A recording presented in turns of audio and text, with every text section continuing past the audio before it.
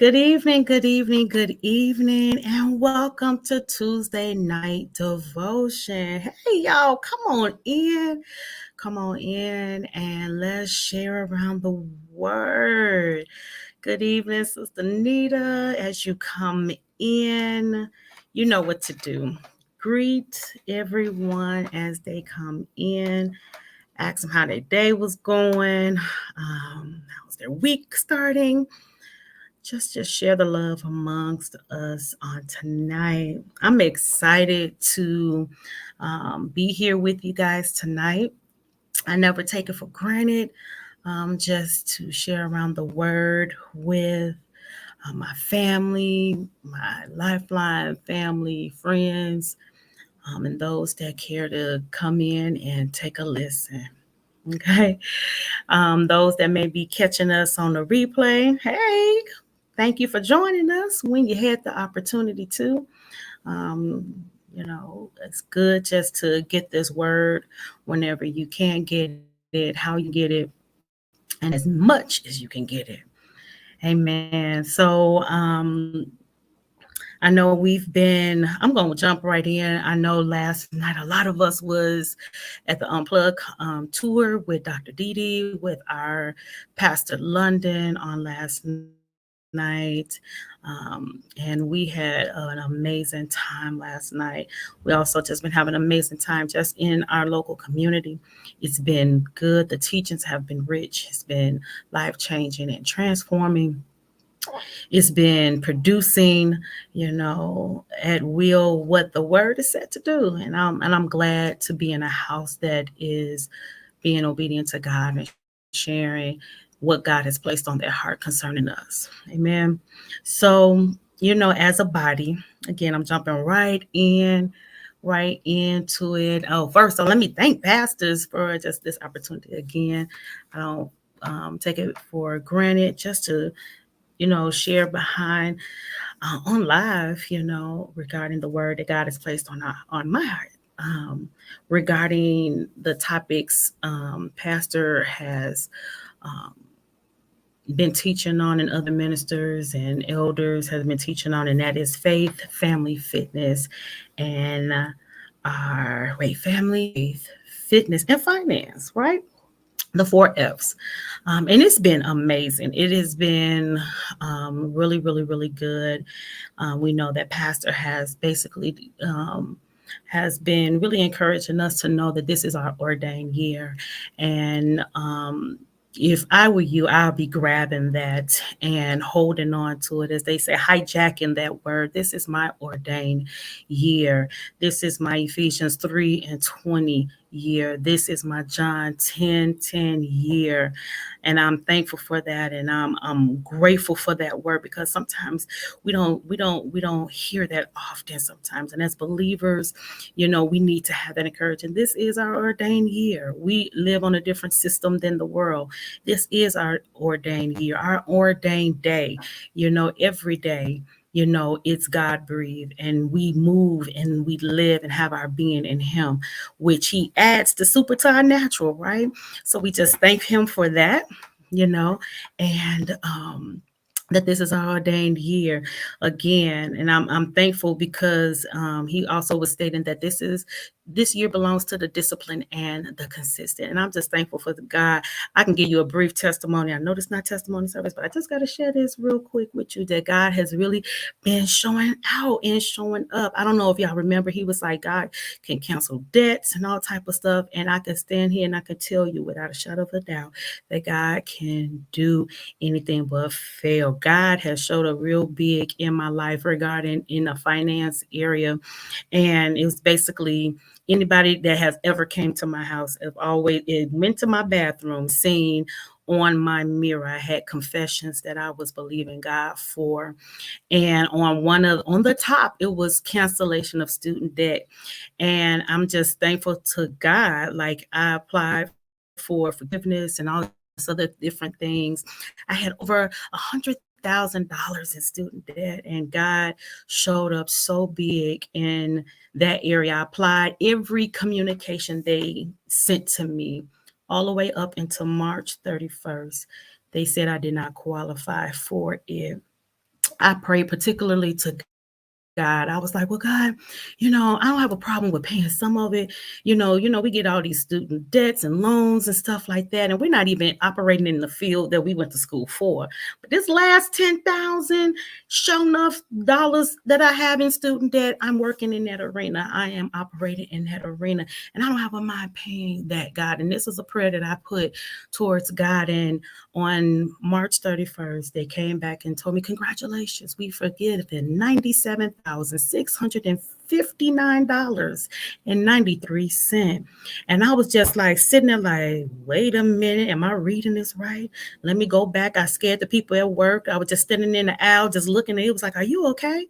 Are you okay? And I was just like, let me go and I'm gonna come back and I'm gonna tell you what I thought I just seen, just to make sure that I seen what I seen, right? So I was having one of those moments. But then when I shared it with the girl just lifted up her hands up and she was like, oh my gosh, she just started rejoicing with me. And I'm just thankful for God because God is in the debt canceling business. He is in the business of helping his people in a major way, in a way that we know it's him and not of our own doing, but of his doing. So that's enough with that, y'all. I'm just telling you. I'm just expecting God. I know y'all getting ready to put the seed in the ground. I'm putting my $1,000 in the ground. And if you aren't, I tell you, put what you can in the ground, in the ground, and watch God breathe on that. Okay. So tonight, just getting right into it. Again, we've been focusing on faith, family, fitness, and finance. Um, in that, one thing that kind of stuck out to me, that is required to really maximize in these focuses is the ability to rest. I know you're looking like, rest, Ayana? Like, yeah, rest. In order to maximize in your faith, you have to rest in God. In order to maximize in the dynamics and the relationships in your family, there is a component of resting in God. Even with your finances, you have to rest in God. And with fitness, rest is required. So as we go, through the hustles and bustles of our daily lives, it's easy to get caught up in this never ending cycle of work, busyness, stress, all these things. We juggle multiple responsibilities, deadlines, expectations. I mean, sometimes it could be so, it's almost like it's a overwhelming sense of just I'm not human, but I'm just like I'm operating like a machine. It's like a overstimulation of everything, right? However, sometimes it causes us to be feeling to not to be feeling, but to feel exhausted or overwhelmed. In the midst of all of that, be encouraged because he invites us to come to him and find rest, right? We look in Matthew 11:28 and 29. It said, Jesus says, come to me, all you who are weary and burdened, and I will give you rest. Take my yoke upon you and learn from me, for I am gentle and humble in heart, and you will find rest for your souls. I know a lot of times we hear that stated at funerals, a lot of times, but we're not talking about that eternal rest. We're just talking about the rest that as believers we should really be operating in. That's something that is given to us, along with a measure of faith. There's a sense of rest, right? So let us first define rest. Rest is a state of relaxation, and rejuvenation that allows the body, mind, and spirit to recover from physical, emotional, and mental stress. It is an essential part of maintaining overall health and well being. As we stated earlier, rest is an act of trust. Rest also can be an act of resistance. We'll talk about that a little bit later.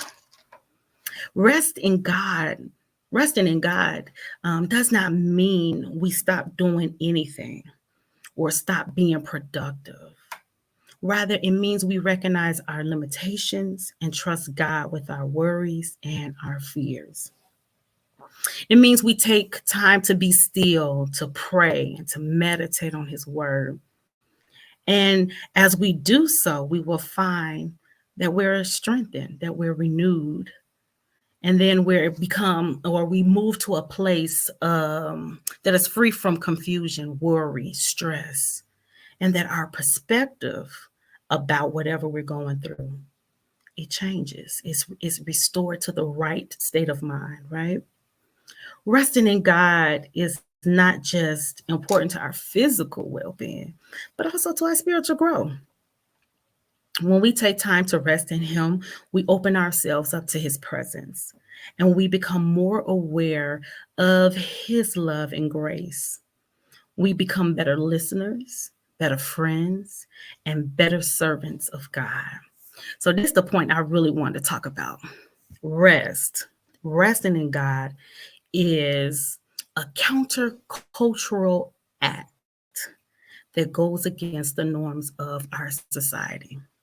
What does that mean? When we choose to rest in while we're going through something or we're faced with an obstacle like at work with just all these deadlines and everything, when we choose the position of rest, basically we are having a radical act. We're acting radically and resisting what society wants us to do or to respond.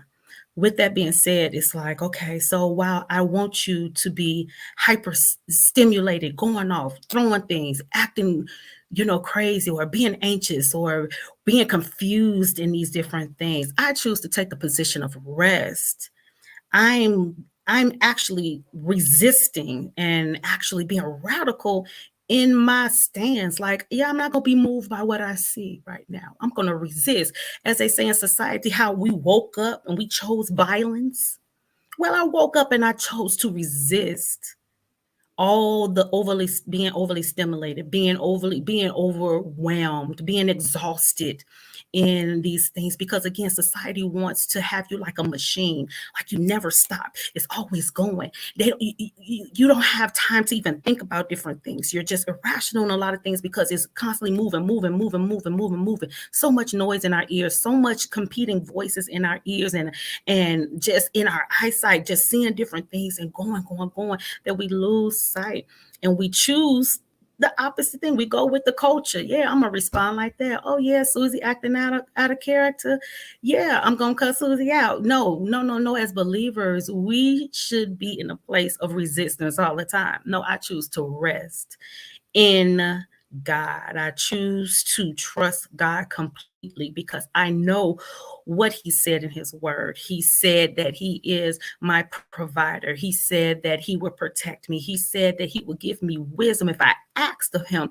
He told me He would take on my burden if I give it to Him. So with that, when I choose to, as Pastor was saying on Sunday, cast down, to bring down those thoughts and to bring it under subjection to the word and to choose to rest in knowing who God is, in resistance. So if you know anything about him, put in the chat comments, rest is a resistance. And if I choose resistance, I'm choosing to rest, right? That's good. Are y'all with me? I can't see none of the comments, so I don't know if y'all with me or not. But I hope y'all getting some of this. I hope y'all getting some of this. Okay, resting in God is a spiritual discipline that requires you to be intentional. That means you have to be intentional with practicing rest. That even makes sense. It's not a one time event, but it's a continuous practice. It's a lifestyle and it's cultivated over time. It's actually like you're developing a habit of rest. Studies show that when we under pressure, a lot of times we revert back to our habits. Whether they're good or bad, we revert back to what we feel is that comfort zone. Just imagine if resting in God was your habit. what would your response be? How would you deal?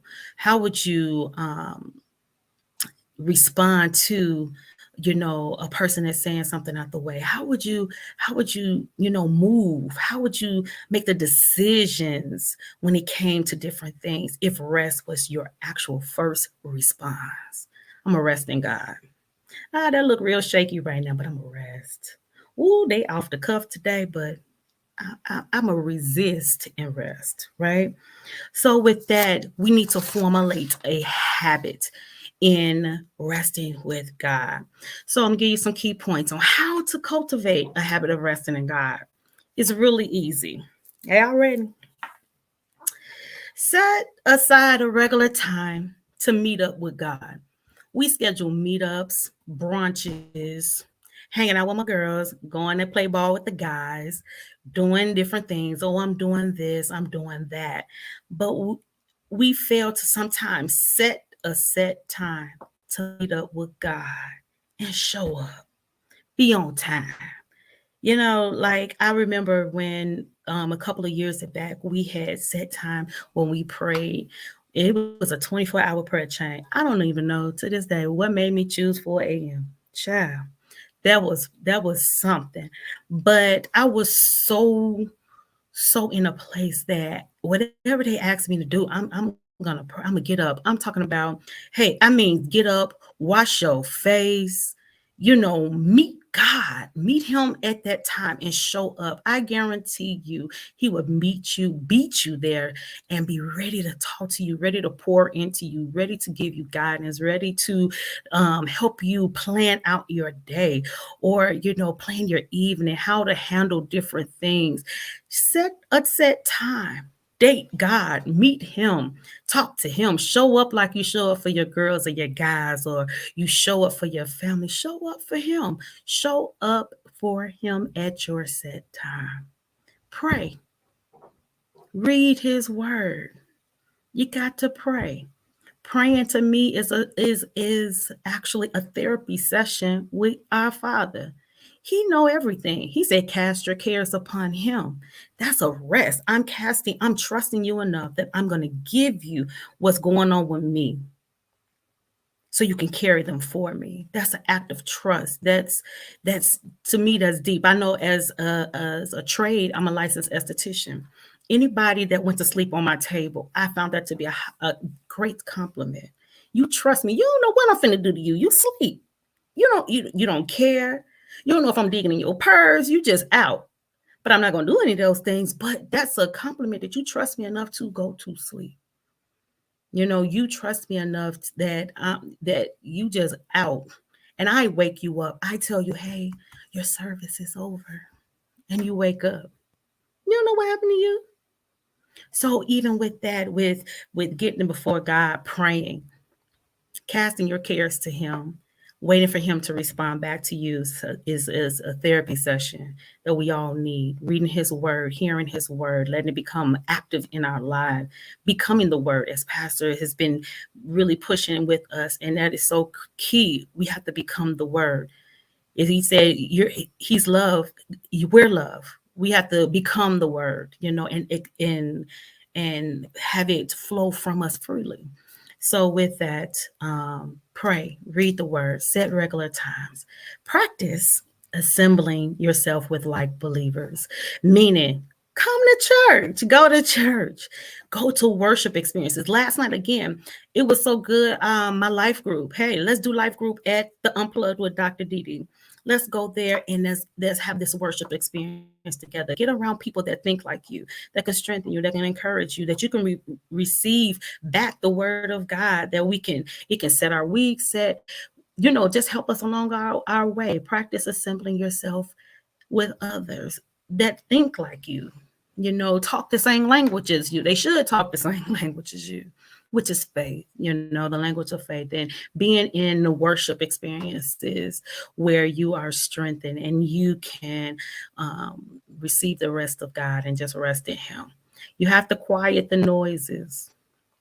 Sometimes it's okay to sit and nothing is on. Unplug. Last night, that was the whole thing. They were saying unplug. They gave us these cell phone holders and told us to put our cell phones in it. I'm gonna just be honest. In the middle of that, I had my cell phone and I was trying to text through the plastic.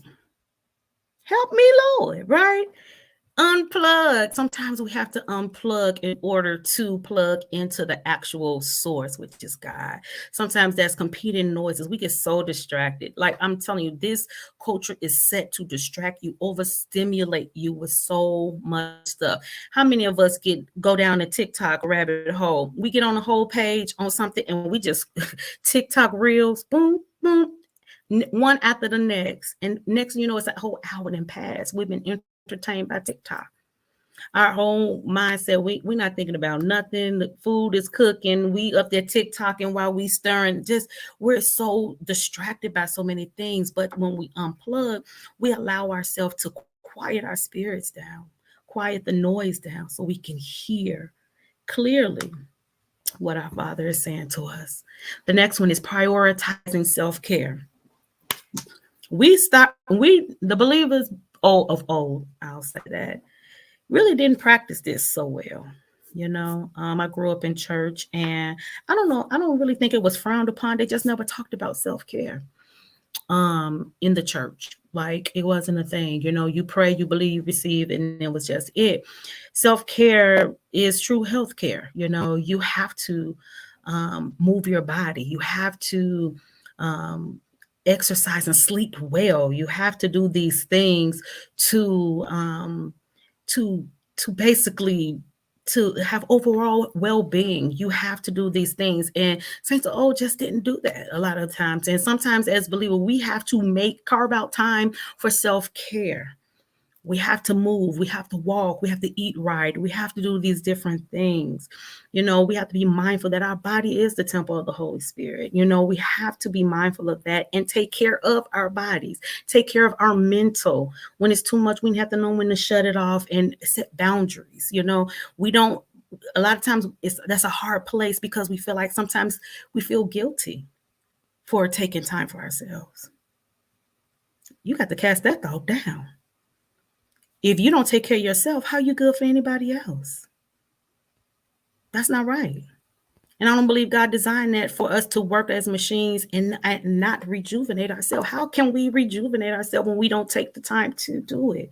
So that's one of the things in creating and cultivating a habit of resting in God. We have to prioritize, again, setting time aside for God, showing up, talking to Him, praying, reading His Word, going to church, assembling ourselves around like with believers like ourselves, quieting the noise, unplugging from technology, social media platforms, and being still. That's a hard thing to do.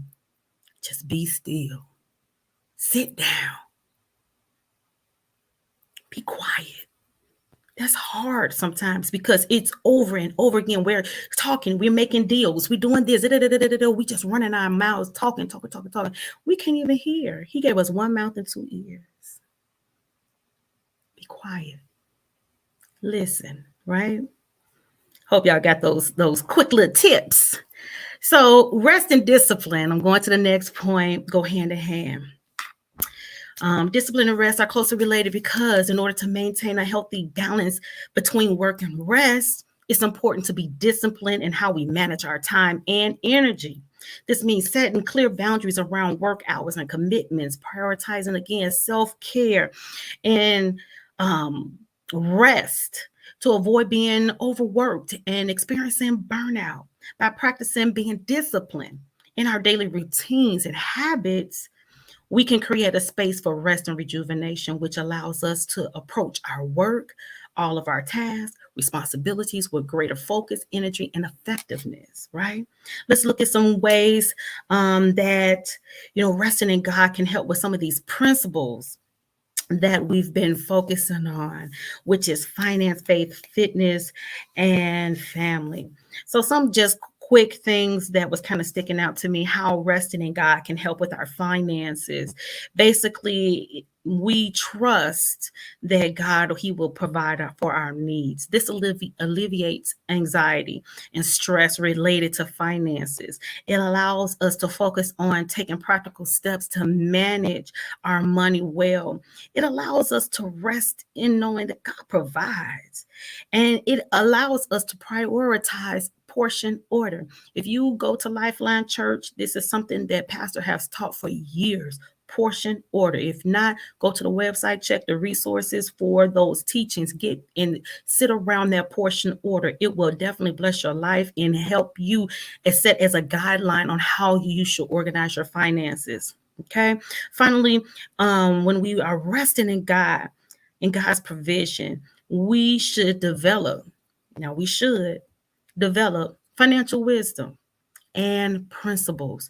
We should be setting ourselves up to be kingdom investors when our money should be at a place that when they call for different things for the kingdom vision and provisions, and like sending the children to Africa and doing the work of the Lord, our money should be available that we can what sow into that. We should be an investor in the kingdom projects and the kingdom agenda. Okay. So our money, when we are practicing these different things, it sets us up to be that investor, even with our own and within our own families, setting our families up for generational wealth legacy, as well as organizations and things that we are involved in.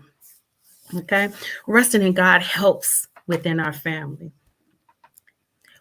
We already know when we don't rest, a lot of times we become irritable. We just not the easiest people to be around. When sometimes when we are lacking sleep, we can be so cranky at times. But when we're resting in God, it allows us to operate when it comes to our family, greater patience. It helps us to be kind. It helps us to not to be impatient, irritable, critical of our family members, but it inclines us to extend grace and forgiveness. It allows us to show empathy within our family. A lot of times we miss that part with having empathy with our family, because with that it helps to strengthen our relationship, the relational bond that we have. It causes our communication to improve.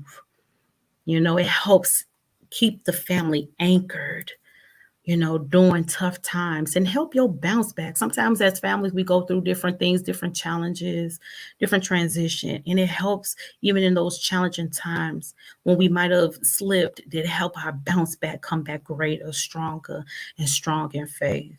Okay. And that's in resting in God within our family.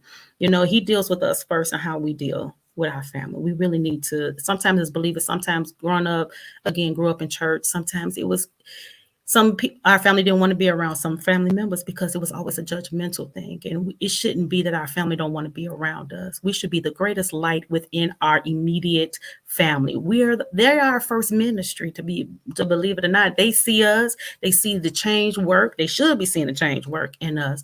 And that should be our first ministry, winning our family to the Lord, and being kind, being the hand and feet in our own families. It's something to do it for everybody else, but you don't even do it for your family. That don't even make sense.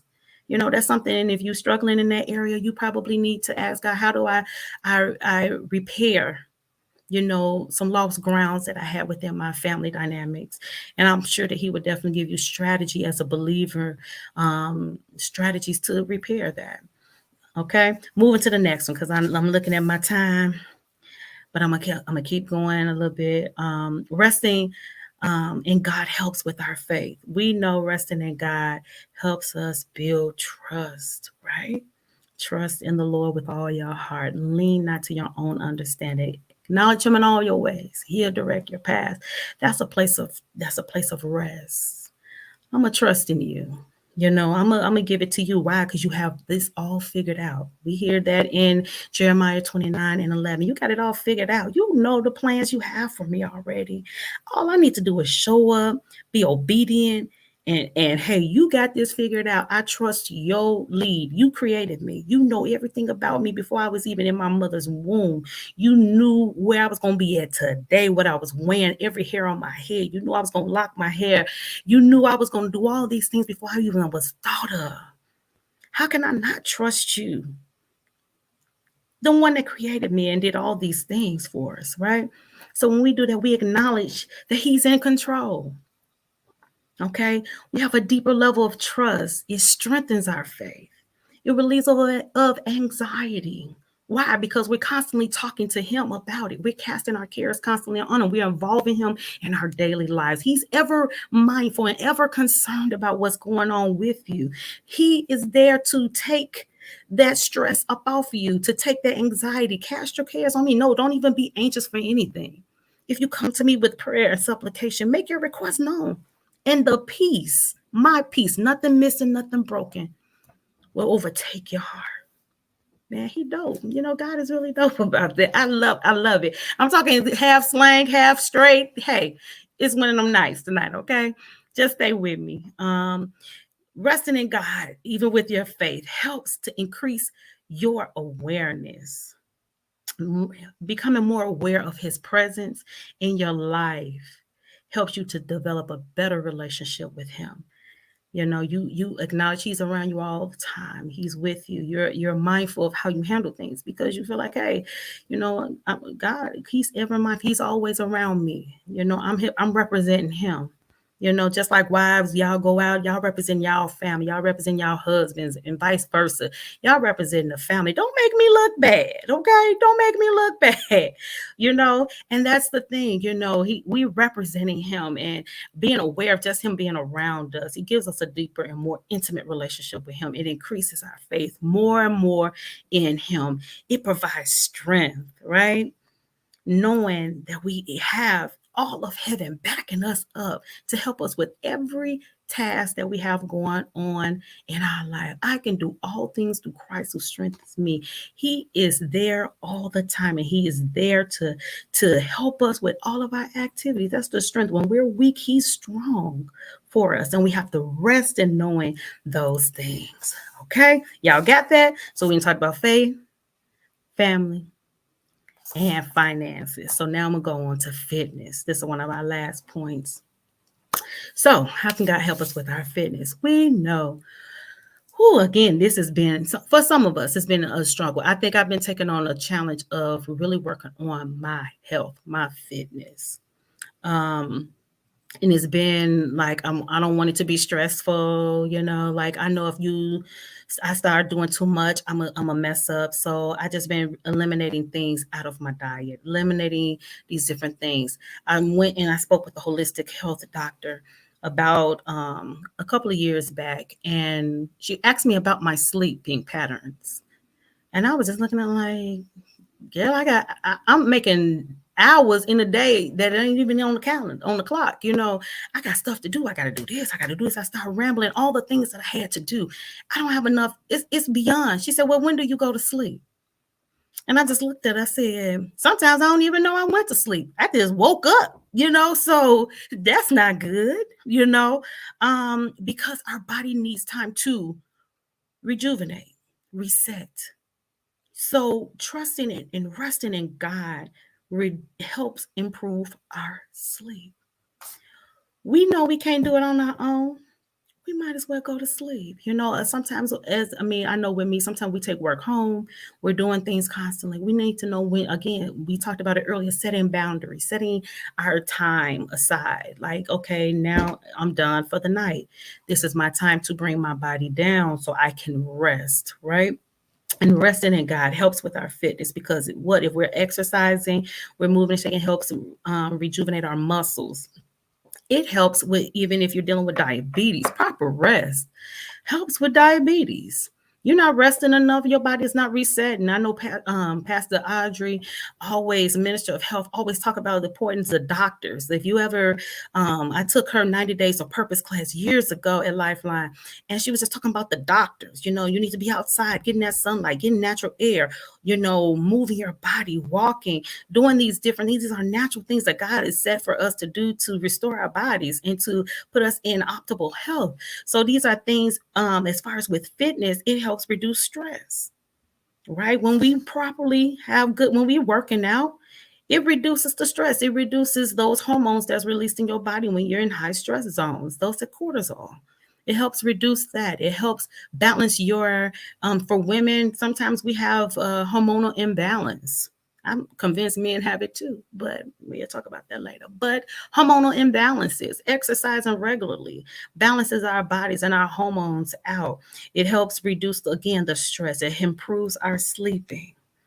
It actually gives us motivation, right? Motivation to stick to it. Because, I mean, if you are recognizing that our body is the temple of the Holy Spirit, that should be enough motivation as a believer. Say, you know what? I need to get up and get to moving. I need to take care of my body a little bit more. How can I do the work of the Lord and I'm not in health at all? I'm not moving. I'm not doing anything. I'm just eating myself to another place. I'm living riotous and reckless. I may be having fun, eating good, doing these different things, but it's not good for this body that I house the Holy Spirit in. And I'm expected to be his hands and feet. I need to be in health, right? So resting in God helps with our fitness because it provides us with a motivation to get to moving. It also relaxes our mind. Sometimes working out, hey, it releases a lot of different things. It is so good for our bodies to move. Again, if you're not in any type of fitness program, it's just sometimes just walking around the block. Just got to start somewhere. Get in the sun. You need vitamin D. Get in that sun.